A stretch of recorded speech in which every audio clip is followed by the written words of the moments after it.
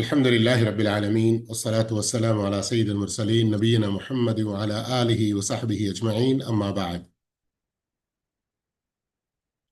ప్రియ విద్యార్థులారా సోదర సోదరీమణులారా వాస్తవానికి మనం అల్లాహ్కు ఎంత కృతజ్ఞత తెలుపుకున్నా అల్లాహ్ యొక్క ప్రశంసలు స్తోత్రములు పొగడ్తలు ఎన్ని చెప్పుకున్నా చాలా చాలా తక్కువ. ఎందుకంటే రమదాన్ లాంటి మాసాన్ని పొందే కాంక్ష కలిగి ఉండడం కూడా అల్లాహ్ యొక్క అనుగ్రహం. రమదాన్ని పొందుతూ రమదాన్ మాసంలో మనం ఏం చేయాలి, ఎలా అల్లాహ్కు ఇష్టమైన రీతిలో గడపాలి అన్నటువంటి విషయాలు ఖురాన్ హదీస్ ద్వారా నేర్చుకోవడానికి ఇలాంటి సమావేశాల్లో పాల్గొనడం కూడా అల్లాహ్ యొక్క చాలా చాలా గొప్ప అనుగ్రహం. అందుకొరకు ఈ అనుగ్రహం పొందిన మీరు ఇక ఏ ఆలస్యం చేయకుండా శ్రద్ధగా వినడంతో పాటు మీకు తెలిసిన వారందరినీ కూడా హాజరుపరచండి. దీని ద్వారా మీకు సదకే జారియా ఎనలేని ఎన్నటికీ అంతం కాని పుణ్యం లభిస్తుంది.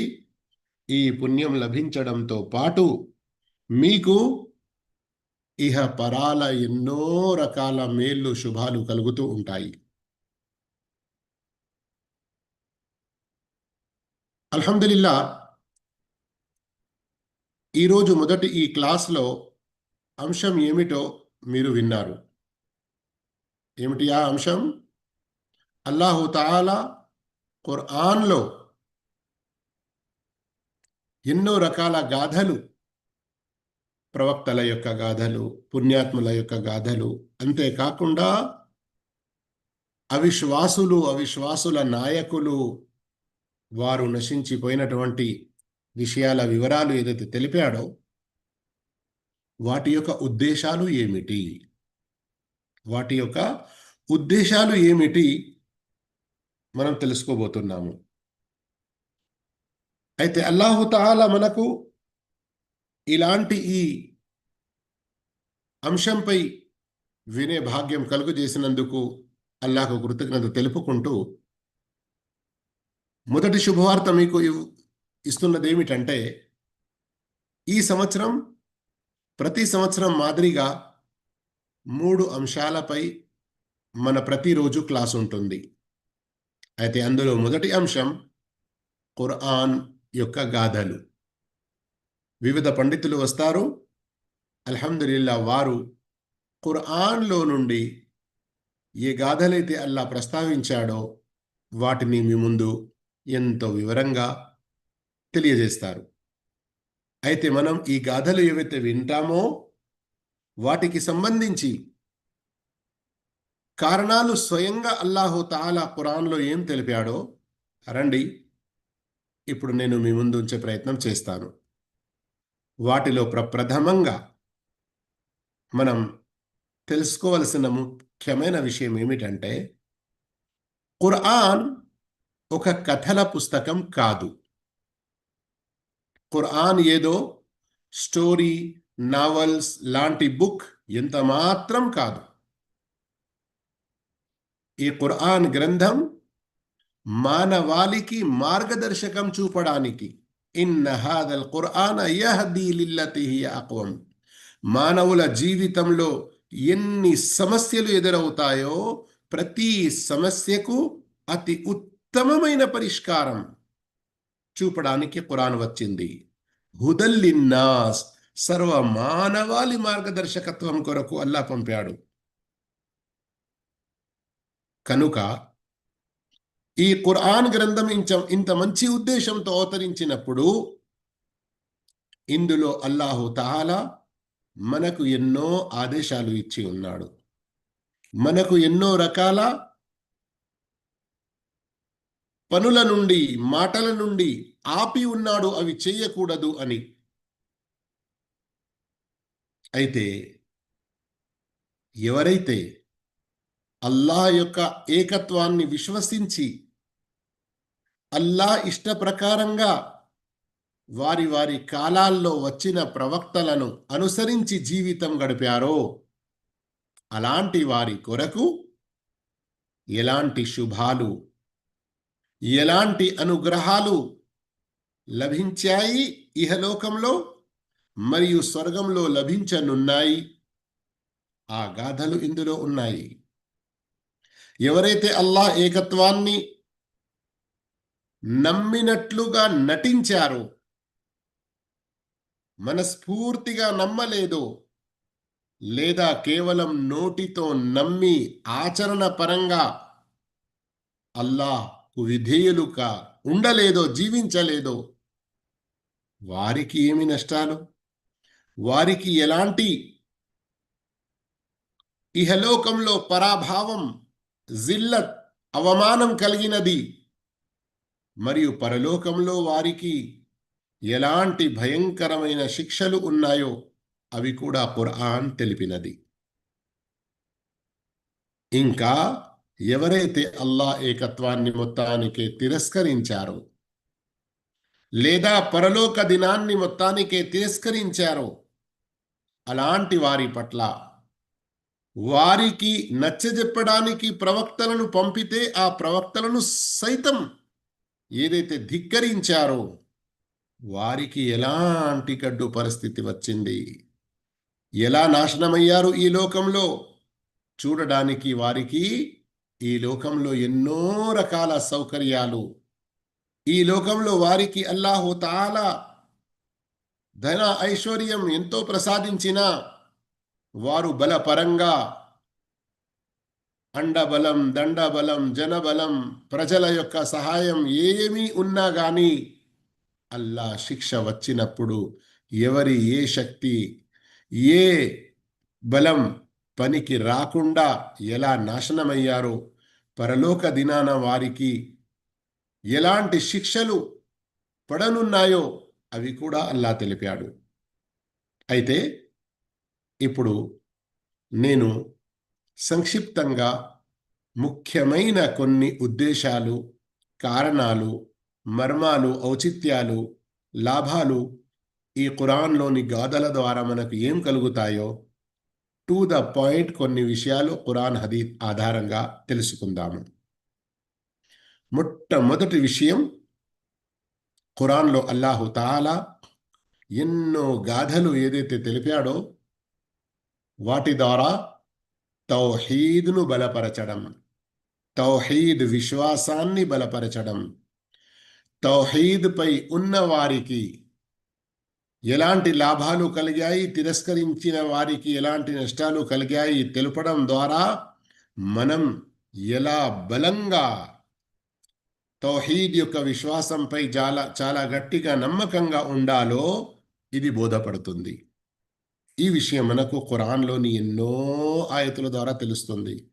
ప్రత్యేకంగా మీరు చూడాలనుకుంటే ఏమంటారు దాన్ని, సర్సరీ ముతాలా, ఒక దృష్టి వేస్తూ అనువాదంపై పోయినా గాని సూరతుల్ ఆరాఫ్, సూరతుల్ హూద్, సూరతుల్ అంబియా, సూరతుల్ షుఆరాలో చాలా స్పష్టంగా మీకు కనబడుతుంది. అల్లాహు తాలా ఈ విషయాలన్నిటినీ ఒక ఆయతులో ఎలా ఇమిడి, ఎలా జోడించి చెప్పాడో గమనించండి. సూరతున్ నహల్ ఆయత్ 16, వలకద్ బఅత్నా ఫీ కుల్లి ఉమ్మతిర్ రసూలన్ అన్ ఇఅ్బుదుల్లాహ వజ్తనిబుత్ తాగూత్. మేము ప్రతి జాతిలో ఒక ప్రవక్తను పంపాము. ఆ ప్రతి ప్రవక్త తమ జాతి వారికి ఏం చెప్పేవారు? మీరు కేవలం అల్లాహ్ను మాత్రమే ఆరాధించండి, అల్లాహ్ తప్ప ఇక వేరే ఎవరిని కూడా ఆరాధించకండి. అల్లాహ్ను వదిలి లేదా అల్లాహ్ను ఇతరులతో ఏ భాగస్వామ్యం చేస్తున్నారో వాటిని వదులుకోండి అని చెప్పడానికే అల్లాహు తాలా ప్రత్యేకంగా పంపి ఉన్నాడు. సోదర మహాశయులారా, సోదరిమనులారా, సూరతుల్ అంబియాలో కూడా అల్లాహు తాలా ఈ విషయాన్ని చాలా స్పష్టంగా తెలిపాడు. వమా అర్సల్నా మిన్ కబ్లిక మిర్ రసూలిన్ ఇల్లా నూహీ ఇలైహి అన్నహు లా ఇలాహ ఇల్లా అన ఫఅబుదూన్. మేము మీకంటే ముందు ఏ ప్రవక్తను పంపినా వారి వైపునకు ఇదే వహీ చేశాము. ఏమని? లా ఇలాహ ఇల్లా అనా. అల్లా అంటున్నాడు, నా తప్ప సత్య ఆరాధ్యుడు మరొకడు లేడు, ఫఅబుదూన్, కనుక మీరు నన్ను మాత్రమే ఆరాధించండి, నా యొక్క ఇబాదత్ మాత్రమే చేయండి. ఇది మొట్టమొదటి ఉద్దేశం. మనం అల్లా యొక్క తౌహీద్ను మంచిగా అర్థం చేసుకోవాలి. ఇక సూరతుల్ ముమినూన్, సూరతుల్ అన్కబూత్, ఇంకా వేరే సూరాలలో ఈ విషయాలు మరింత స్పష్టంగా చెప్పబడినవి. ఎవరైతే అల్లా ఏకత్వాన్ని స్పష్టంగా నమ్మారో, లేదా అల్లాహ్ను సృష్టికర్తగా, పోషణకర్తగా నమ్మారు, కానీ నిజమైన ఏకైక ఆరాధ్య దైవం అని నవ్వలేదు, అల్లాహ్ను మాత్రమే ఎలాంటి షిర్క్ లేకుండా ఆరాధించలేదు, అలాంటి వారికి ఏం నష్టం కలిగింది? అవన్నీ కూడా అందులో చాలా చాలా స్పష్టంగా ఉన్నాయి. ఓకేనా? ఇది మొట్టమొదటి ఉద్దేశం. అయితే ఇంకా రెండో ఉద్దేశం నేను చెప్పబోయే ముందు సూరత్ యూసుఫ్లోని ప్రారంభంలోని ఒక ఆయత్ ముక్క మరియు చివరిలోని ఒక ఆయత్ ముక్క ద్వారా ఒక ముఖ్యమైన సందేశం ఇవ్వదలుచుకుంటున్నాను. శ్రద్ధగా వినండి. అదేమిటి? ఖురాన్లోని ప్రతి అక్షరం, ఖురాన్లోని ప్రతి మాట, చివరికి ఖురాన్లో చెప్పబడిన ప్రతి గాథ అత్యంత సత్యమైనది. ఇందులో ఎలాంటి శంకించడానికి, సందేహపడడానికి అవకాశం లేదు.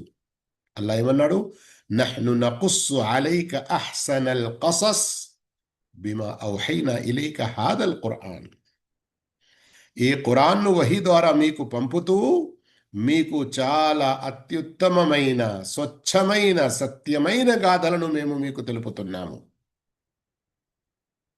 మరియు ఇదే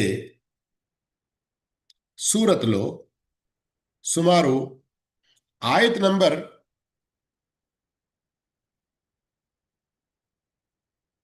7లో అల్లా తెలిపాడు, లఖద్ కాన ఫీ యూసుఫ వ ఇఖ్వతిహి ఆయాతుల్ లిస్సాయిలీన్. యూసుఫ్ అలైహిస్సలాం గురించి, ఆయన జీవిత సంఘటన గురించి ఎవరైతే ప్రశ్నించారో, నిజంగా ప్రశ్నించే వారి కొరకు ఇందులో ఆయాత్, ఎన్నో రకాల సూచనలు, ఎన్నో రకాల నిదర్శనలు చాలా స్పష్టంగా ఉన్నాయి. ఇక సూర యూసుఫ్ మీరు శ్రద్ధగా చదివారంటే ఇందులో కూడా అర్బాబుం ముతఫర్రికూన ఖైరున్ అమిల్లాహుల్ వాహిదుల్ ఖహార్ అని ఆయత్ కనబడుతుంది. చాలా స్పష్టమైన ఆయత్. యూసుఫ్ అలైహిస్సలాం స్వయంగా తమ జాతి వారికి ఇచ్చినటువంటి సందేశం. కానీ ఆయత్ క్రమంలో మనకేం తెలుస్తుంది? ఆయనకు ఎవరైతే వచ్చి అడిగారో,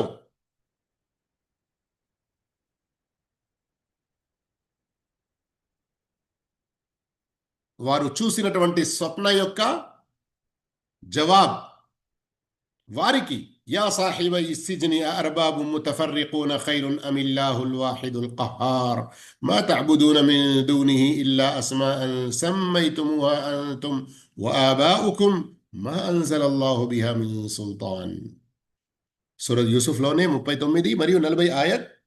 ఇందులో చాలా స్పష్టంగా తౌహీద్ గురించి, అంతేకాకుండా ఇంకా మన జీవిత సమస్యల్లో పరస్పర సోషల్ లైఫ్, సోదరుల మధ్య జీవితం, తల్లిదండ్రుల మరియు సంతానం మధ్యలోని జీవితం, మరియు ఒక పాలకుడు మరియు ప్రజలు వారి మధ్యలోని సంబంధాలు, అన్నిటి గురించి చాలా ఉత్తమమైన ఇందులో మనకు హితోపదేశాలు, బోధనలు ఉన్నాయి. అయితే ఇంకా ఎన్నో విషయాలు ఇందులో ఉన్నాయి కదా. చివరిలో వచ్చేసి అల్లాహు తాలా ఇందులో ఏమంటున్నాడు? అల్లాహు అక్బర్. అల్లాహు తాలా ఈ విషయాన్ని సూరే యూసుఫ్లోని సుమారు చివరి ఆయతలో తెలిపాడు. లఖద్ కాన ఫీ కససిహిం ఇబ్రతుల్ లిఉలిల్ అల్బాబ్.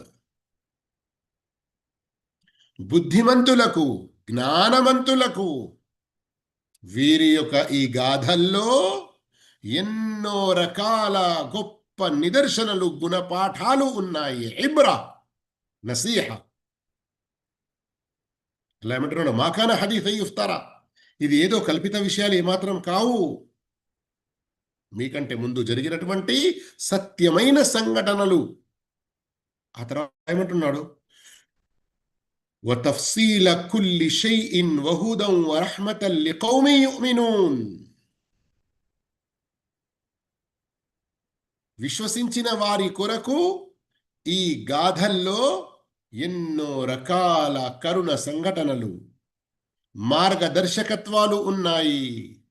అందుకొరకే మనం ఖురాన్లోని గాథలు చదువుతున్నప్పుడు, వింటున్నప్పుడు ఏదో ఫిలింలలో స్టోరీలు, సీరియళ్ళు, ఏదో సీన్ చూసినట్లు విన్నట్లు ఇంత మాత్రం భావించకూడదు.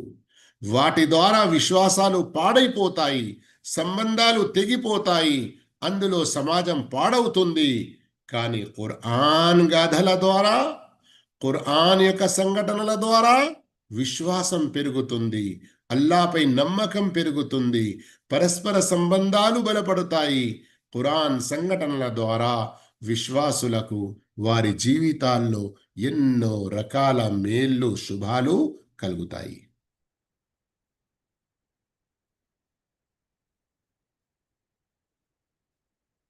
ఇమాం ఇబ్ను తైమియా రహిమహుల్లా ఒక సందర్భంలో చెప్పారు, ఆమ్మతు కిససిల్ ఖురాన్ ముతదమ్మినతున్ తక్రీర తౌహీద్ వ ఇబ్తాల్ షిర్క్. ఖురాన్లోని సర్వసామాన్యంగా వచ్చినటువంటి సంఘటనలు తౌహీద్ను బలపరచడానికి, షిర్కును ఖండించడానికి చాలా స్పష్టంగా ఉన్నాయి. ఇక సోదర మహాశివులారా, సోదరిమనులారా, ఈ ఖురాన్లో అల్లాహు తాలా గాథలు ఏవైతే తెలిపాడో వాటి ద్వారా మరొక ముఖ్యమైన ఉద్దేశం ఏమిటంటే, విశ్వాసులపై ఇహలోకంలో ఏ పరీక్షలు ఎదురైనా అల్లా యొక్క సహాయం విశ్వాసులకే లభిస్తుంది, మరియు పరలోక సాఫల్యం, సమాధిలో కూడా శిక్షలు లేకుండా అనుగ్రహాల జీవితం నిజమైన సత్యమైన విశ్వాసులకే కలుగుతుంది. అవును, అల్లాహు తాలా సూరత్ గాఫిర్లో తెలిపాడు, ఇన్నా లనన్సురు రుసులనా వల్లదీన ఆమను. నిశ్చయంగా మేము తప్పకుండా మా ప్రవక్తలను మరియు విశ్వాసులను ఆదుకుంటాము, వారికి సహాయాన్ని అందజేస్తాము. ఇక మూసా అలైహిస్సలాం కిస్సాలో చూస్తే చాలా స్పష్టంగా, ఇంకా వేరే ప్రవక్తల సంఘటనలో కూడా గమనించండి, వెనక ఫిర్ఔన్ యొక్క సైన్యం ఉన్నది, ముందు సముద్రం ఉన్నది. ఇక మేము ఇక్కడే నాశనమైపోయాము అని అరుస్తారు బనీ ఇస్రాయిల్. కానీ మూసా అలైహిస్సలాం ఎంత బలమైన నమ్మకంతో, పటిష్టమైన ప్రగాఢమైన విశ్వాసంతో ఏమంటారు, కల్లా, మనము ముందుకు వెళ్ళి సముద్రంలో మునుగము, వెనక నుండి ఫిర్ఔన్ చేతికి చిక్కము, ముమ్మాటికి అలా జరగదు. కల్లా ఇన్న రబ్బీ, నిశ్చయంగా నాకు నా ప్రభు ఉన్నాడు, సయహ్దీన్, అతి త్వరలోనే నాకు ఒక మంచి మార్గం చూపి మమ్మల్ని కాపాడుకుంటాడు. అల్లాహు అక్బర్. ఎవరి ఊహల్లో లేని రీతిలో అల్లాహు తాలా పెద్ద పెద్ద సముద్రంలోని వలలు, ఆ పెద్ద నదిలో నడుస్తున్నటువంటి, పారుతున్నటువంటి ఆ నీళ్లను ఎక్కడికక్కడ ఆపేసి 12 మార్గాలు అందులో పొడిగా తడిగా కూడా కాదు చేసి వారు హాయిగా నడుచుకుంటూ వెళ్ళే విధంగా అల్లాహ్ సహాయం అందించాడు. అంటే ప్రతి కాలంలో అల్లాహ్ సహాయం చేస్తాడు విశ్వాసులకు. కానీ అంతకు ముందు కొంచెం ఒక పరీక్ష మాదిరిగా ఉండవచ్చు. అందుకని మనం అల్లాహ్పై మన విశ్వాసం, మన నమ్మకం చాలా బలంగా ఉండాలి. నా సమయం అంతమవుతుంది అని ఇప్పుడే నేను గమనించాను. అందుకొరకు అల్లాహ్ యొక్క దయ కలిగితే ఒక సుమారు 7, 8, 9 పాయింట్స్ నేను జమ చేశాను. వాటికి సంబంధించి ఆయతులు, హదీదులు రాతపూర్వకంలో నేను మీకు పంపే ప్రయత్నం చేస్తాను. ఇంకా ఎక్కువ విషయాలు తెలుసుకోండి. కానీ నేను సమాప్తం చేసేకి ముందు కేవలం హింట్స్ మాదిరిగా కొన్ని విషయాలు తెలియజేస్తున్నాను. శ్రద్ధగా వినండి. అల్లాహ్ ఖురాన్‌లో గాథలు ఏవైతే తెలిపాడో వాటి ఉద్దేశాలు, వాటి లాభాల్లో ఒకటి తౌహీద్‌ను బలపరచడం, రెండవది విశ్వాసులకు సహాయపడతాడు అన్నటువంటి నమ్మకం, విశ్వాసుల యొక్క హృదయాలు ధర్మంపై నిలకడగా ఉండాలి అని, మరియు నాలుగవది గుణపాఠం నేర్చుకోవాలి అని, ఐదవది తిరస్కరిస్తే, ఆచరించకుంటే శిక్షలు ఏమున్నాయో వాటి పట్ల భయం చెందాలి అని, ఇంకా అల్లాహ్ సత్య ధర్మం వైపునకు పిలిచేవారు ధర్మాన్ని ప్రజల వరకు మంచి జ్ఞానం నేర్పే వారికి కూడా ఇందులో ఎన్నో రకాల సాబిత్ కదమి, నిలకడ, స్థిరత్వం యొక్క సంఘటనలు ఉన్నాయి. మరియు అల్లాహ్ ఎంతో గొప్ప న్యాయశీలి మరియు సర్వ ప్రవక్తల సందేశం ఒక్కటి అన్నటువంటి ఇంకా ఎన్నో విషయాలు ఇందులో ఉన్నాయి. తెలుసుకున్న కొన్ని విషయాలను అర్థం చేసుకొని ఆచరించేటువంటి భాగ్యం అల్లాహ్ నాకు మీకు అందరికీ ప్రసాదించుగాక. ఆమీన్. వఆఖిరు దఅవానా అల్హమ్దులిల్లాహి రబ్బిల్ ఆలమీన్. అస్సలాము అలైకుం వరహ్మతుల్లాహి వబరకాతుహు. వాలేకుం అస్సలాం వరహమతుల్లాహి వబర్కాతుహు. జజాకల్లా ఖైర్ షేక్. షేక్, ఇది జూమ్లో ఎంటర్ అవుతున్నప్పుడు పాస్ కోడ్ అడుగుతుంది. దానివల్ల